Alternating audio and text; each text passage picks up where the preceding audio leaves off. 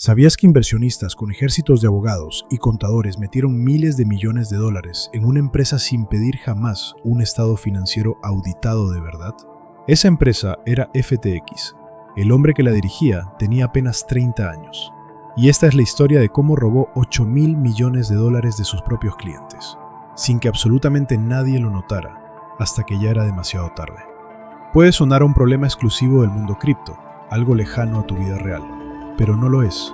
Esto pasa cada vez que confías tu dinero a alguien sin revisar quién cuida esa caja fuerte. Todos, alguna vez, confiamos en una marca solo porque parece seria, porque tiene oficinas lujosas, porque una celebridad la respalda en un anuncio. Eso fue justo lo que permitió que el dinero de más de 1 millón de personas comunes desapareciera, sin que ningún banco, ningún regulador y ningún inversionista millonario se diera cuenta a tiempo. Y lo más inquietante es cómo lo logró. Sam Bankman-Fried estudió física en el MIT y trabajó como trader en Jane Street, una de las firmas más respetadas de Wall Street. En 2017 fundó Alameda Research, una firma de trading de criptomonedas. 2 años después lanzó FTX, una casa de cambio para comprar y vender esas criptomonedas. Pero no vendía solo un producto financiero, vendía una imagen. Despeinado, en pantalones cortos, dormía en un puff junto a su escritorio en vez de irse a su casa. Se declaraba vegano y seguidor del altruismo eficaz, una filosofía que promete ganar dinero solo para donarlo después. Los periodistas lo compararon con Warren Buffett y con JP Morgan. En enero de 2022, FTX cerró una ronda de inversión que la valoró en 32.000 millones de dólares. Entre sus inversionistas estaban Sequoia Capital, SoftBank, Temasek y el Fondo de Pensiones de los Maestros de Ontario, fondos que manejan el dinero de jubilados y trabajadores de todo el mundo. Pero lo que nadie esperaba es que ninguno de esos inversionistas exigiera revisar los libros contables reales de la empresa antes de firmar el cheque. Y esa confianza ciega no se quedó solo en Wall Street. FTX pagó a Tom Brady y a Gisele Bündchen para ser embajadores de la marca. Fichó a Steph Curry, a Shaquille O'Neal y a otras figuras del deporte. En el Super Bowl de 2022, un anuncio de FTX mostraba al actor Larry David rechazando uno por uno los grandes inventos de la historia, para terminar aceptando invertir en FTX como si fuera lo único confiable del mundo. Millones de personas vieron ese anuncio en su sala de estar. Ninguna de esas celebridades revisó los libros contables antes de prestar su imagen. Solo cobraron el cheque y confiaron en la palabra de un joven de 30 años. Pero lo que nadie esperaba es que ese mismo anuncio, pensado para transmitir seguridad, terminara siendo, meses después, la prueba pública de cuánta gente cayó en la misma trampa. Incluso dentro de su propio círculo cercano hubo señales que nadie quiso ver del todo. Bankman-Fried se presentaba como líder del movimiento del altruismo eficaz, prometiendo donar casi toda su fortuna a causas como prevenir pandemias o reducir riesgos existenciales para la humanidad. Filósofos y académicos respetados de ese movimiento lo defendían en público como un ejemplo a seguir. Algunos, en privado, ya tenían dudas sobre su forma de manejar el dinero, pero prefirieron guardar silencio, porque cuestionar al joven que prometía donar miles de millones significaba arriesgar el financiamiento de sus propias causas. Legalmente, FTX y Alameda Research debían operar como empresas completamente separadas. Una era la casa de cambio, la otra era solo un cliente más operando dentro de ella. Así se lo explicaban a reguladores y usuarios. Pero dentro del código informático de FTX existía una función especial, casi invisible para el resto del equipo, que le daba a Alameda un permiso que ningún otro usuario tenía. Podía retirar dinero de la plataforma incluso con saldo negativo, sin límite, sin garantías, como una cuenta bancaria que nunca puede quedarse en números rojos, pase lo que pase.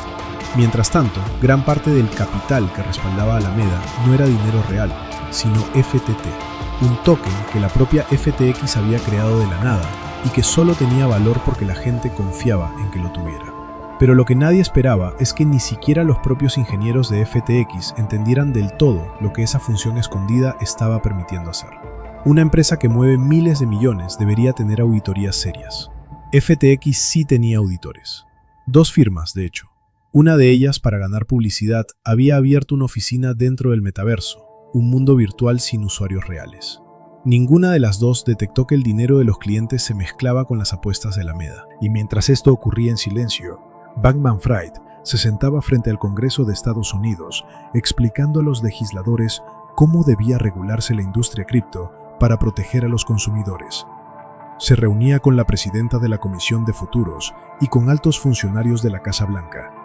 Donó decenas de millones de dólares a campañas políticas de ambos partidos.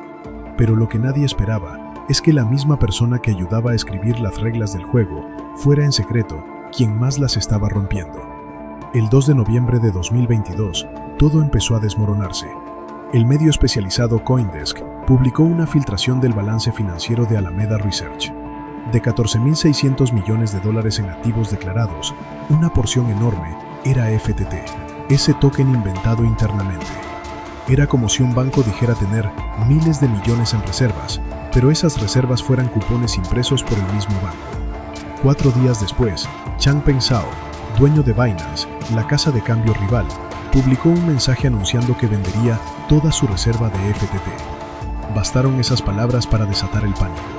En menos de 72 horas, los usuarios de FTX pidieron retirar $6.000 millones, todos al mismo tiempo, en lo que se convirtió en una corrida bancaria transmitida en vivo por redes sociales.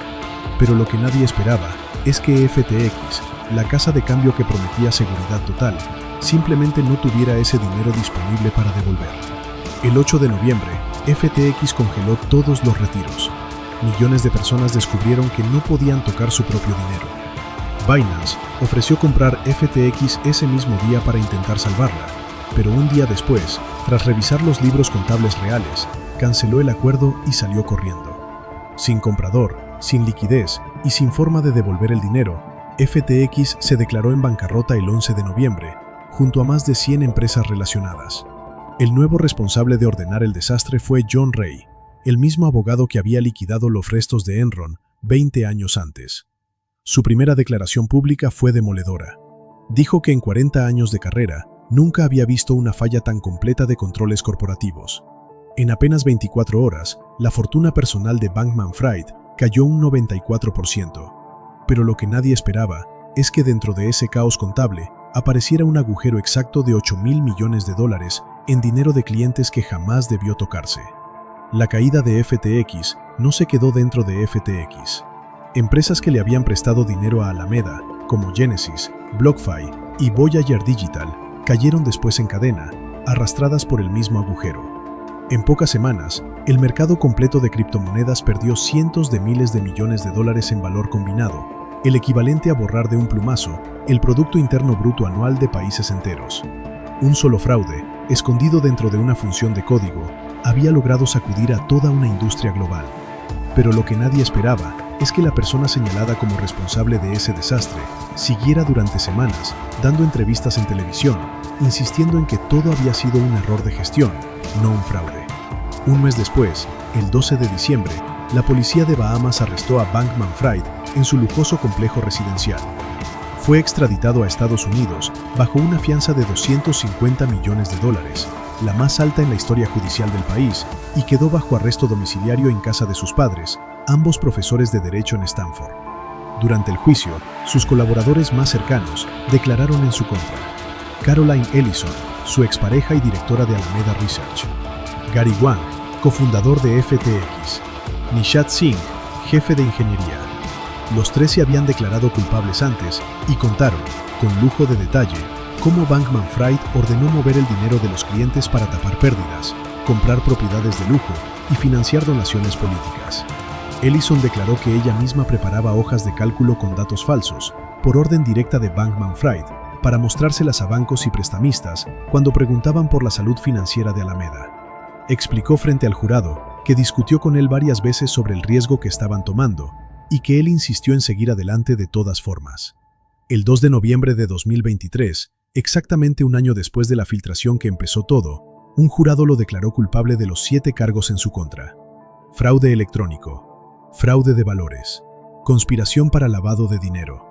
Todos. Aquí está el dato que te vas a repetir esta noche. 5 meses antes de que todo colapsara, Bankman-Fried seguía apareciendo en portadas de revistas financieras como el genio filántropo del futuro, mientras algunos de los fondos de inversión más grandes del planeta le seguían confiando su dinero sin hacer las preguntas básicas que cualquier persona común haría antes de prestarle $20 a un desconocido. El 28 de marzo de 2024, un juez lo condenó a 25 años de prisión y le ordenó devolver $11.000 millones. 11.000 millones de dólares es casi lo que produce en un año entero el país que Bankman-Fried eligió como sede de su imperio, Bahamas. Ese fue el tamaño real del agujero que dejó un solo joven con un puff en vez de escritorio. Bankman-Fried no engañó a gente ingenua, engañó a los inversionistas más sofisticados del planeta durante años, con un truco que cualquier auditor decente pudo haber detectado en una tarde. ¿Tú hubieras confiado tus ahorros en una empresa que nadie se molestó en auditar de verdad? Cuéntame en los comentarios. Y si esta historia te dejó pensando, dale like y suscríbete, porque en Colapso Media desarmamos el próximo imperio que se creía imposible de destruir.